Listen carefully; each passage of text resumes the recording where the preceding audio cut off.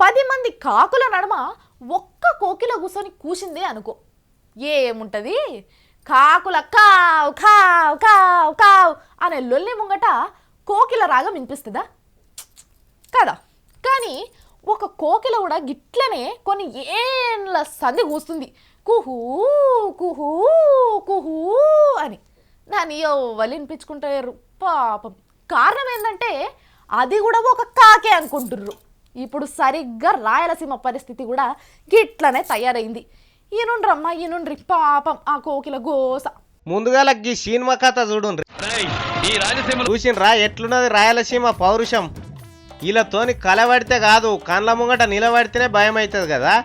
మన రాష్ట్రంలో బాంబులు కత్తుల కొట్లాటలు ఏం జరిగినా ఎక్కువ రాయలసీమలనే జరుగుతాయి అంటారు. రాయలసీమ రత్నాల సీమ కాడికి వెళ్ళి రక్తాల సీమ దిక్కు ఉరికే వరకల్లా జనమంతా భయపడుతున్నారు. కానీ ఇది నిన్నయాల ఏడికొచ్చిందో ఎరికేనా? జేసీ దివాకర్ రెడ్డి సార్ చెప్తాడు, ఇనుండ్రి.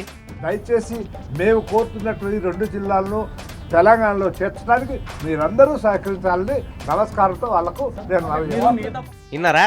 రాయలసీమలో ఉన్న 2 జిల్లాలను తీసుకుపోయి ఆంధ్రలో కలపొద్దు, మమ్మల్ని తెలంగాణలో కలుపుండ్రు అంటున్నారు. అంటే సీమ పౌరుషం కూడా గజ్జు నడుపుతున్నది ఆంధ్ర అన్నయ్యలను చూస్తుంటే. కొంతమంది సీమాంధ్రులు ఏమన్నారు? తెలంగాణలో మమ్మల్ని ఉండనియ్యరు, కొడతారు, కోస్తారు, రేపు ప్రత్యేక రాష్ట్రం వచ్చినాక అని చెప్పలే. మరి జేసీ దివాకర్ రెడ్డి సార్ చెప్తున్న ముచ్చటను బట్టి తెలంగాణోళ్ళ అమాయకుల ఆంధ్రోళ్ళ అమాయకుల మీరే చెప్పుండ్రిగా. మంచోళ్ళతోనే ఉంటామంటున్నారు. ఆంధ్రోళ్ళు తెలంగాణను పెట్టినట్టే మమ్మల్ని కూడా గోసపెడతారు, అలా నక్కజిత్తుల ఏషాలు మేము తట్టుకోలేము, మీ బాంచను మేము తెలంగాణ దిక్కే ఉంటామంటున్నారు. కానీ చూడుండ్రి, ఆంధ్రోళ్ళు అంటే ఏమో అనుకున్నారు, కానీ రాయలసీమ బాంబులను కత్తులను కూడా కట్టడి చేస్తారు, కమ్మని మాటలతోనే కాలరాస్తారని భయపెడుతున్నారంటే వామ్మో నీ పాడుగాను ఏంది ఇది కథ.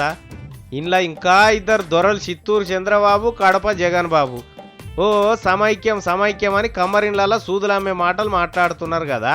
ముందుగా ఈ జేసీ దివాకర్ రెడ్డి సార్కు సమాధానం చెప్పుండ్రి, ఆయన మీ సీమ మనిషి అంటున్నారు జనం.